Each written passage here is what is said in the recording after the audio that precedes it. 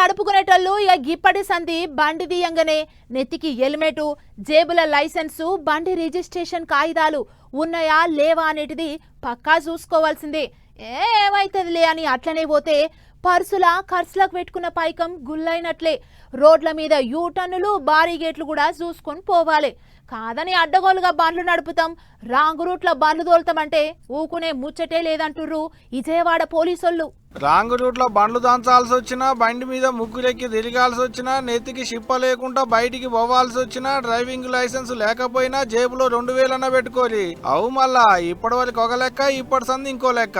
Traffic లో police వాళ్ళకు దొరికిందంటే ఇక గుంతుడే గుంతుడు. విజయవాడలో ట్రాఫిక్ పోలీసు వాళ్ళు కొత్తగా రూల్స్ పెట్టిర్రు. హెల్మెట్ లేకుంటే 1000, వెనక కూర్చున్న వాళ్ళకు కూడా షిప్ప లేకుంటే ఇంకో 1000 ఎక్కువ, రెండో పాలు కూడా దొరికితే ఏకంగా 2000 ఫైన్. రువడి మీద బండి తోలితే 5000, లైసెన్స్ లేకుండా బండి ఎక్కి కిక్కు కొడితే 10,000 ఫైన్.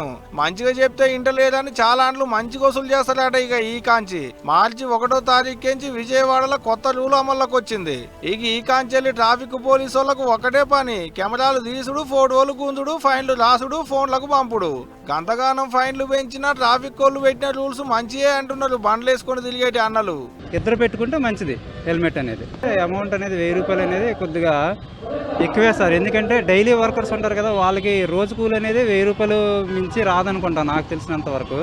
అలాంటి వారి దృష్టిలో పెట్టుకుంటే కనుక 1000 రూపాయలు అనేది ఫైన్ ఎక్కువే. కాకపోతే ఈ హెల్మెట్ అనేది పెట్టుకోవడం అమల్లోకి అందరూ పూర్తిగా 100%కి 100% రావాలంటే కనుక ఫైన్ అనేవి ఎక్కువ ఉంటే భయపడి పెట్టుకుంటారని ఒక ఉద్దేశంతో ప్రభుత్వం అమల్లోకి తీసుకొచ్చింది అంతే. వాజీబే, అట్టయితే భయం ఉంటది పబ్లిక్ కూడా. ఇద్దరు నెత్తులకు షిప్పలు ఉంటే కూడా మంచిదే, ఒకళ్ళ కింద పడ్డా వెనకోళ్ళకు కూడా ఏం కాదు.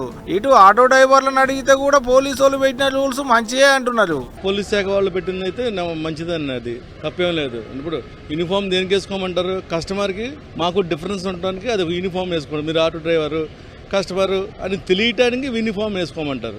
ఆ యూనిఫామ్ వేసుకుంటే తప్పేం లేదు, వాళ్ళు పెట్టింది మంచిదే. ఫోటోలు కొట్టేది, ఫైన్లు రాసేది పైసల కోసం కాదు, పబ్లిక్ మంచి కొరకే అనేది ట్రాఫిక్ వాళ్ళు అంటున్నమాట. డబ్బు ఎక్కువైంది కట్టమని ఎవరు అడిగారండి? నువ్వు పాటించాల్సిన ధర్మం ఏముందో, ఒక వాహనం రోడ్డు మీదకి వస్తే అవి చేయమంటున్నాము. 4 వీలర్ అయితే సీట్ బెల్ట్ పెట్టుకోమంటున్నాము. నువ్వు చేయట్లేదు కాబట్టి ఫైన్ అంటున్నారు. నువ్వు చేస్తే ఫైన్ ఏముందండి? ఫైన్ కట్టించుకోవడం మా సరదా, మా టైం కూడా వేస్ట్ కదండి. రూల్స్ పాటించండి, మీరు సురక్షితంగా ఉండండి, ఎదుటి వాళ్ళని సురక్షితంగా ఉంచండి, అంతేగాని అప్పుడు ఫైన్లు గొడవే ఉండదండి. మంచి మాటే కానీ మనోళ్ళ డ్యూటీ లేనిది సారు. ఫోటోలు కొట్టుడు ఒక్కటే కాకుండా అప్పుడప్పుడు ట్రాఫిక్ ను కూడా సాఫ్ చేయమని చెప్పులి అంటున్నారు పబ్లిక్. రూల్స్ తప్పిల్లని పబ్లిక్ కు ఫైన్ వేస్తున్నారు, మంచిగానే ఉన్నది కానీ దుకాణాల ముంగట పార్కింగ్ జాగా లేకుంటే బండ్లేడ పెట్టాలి, దానికి ఫైన్ ఎవరికి వేయాలి?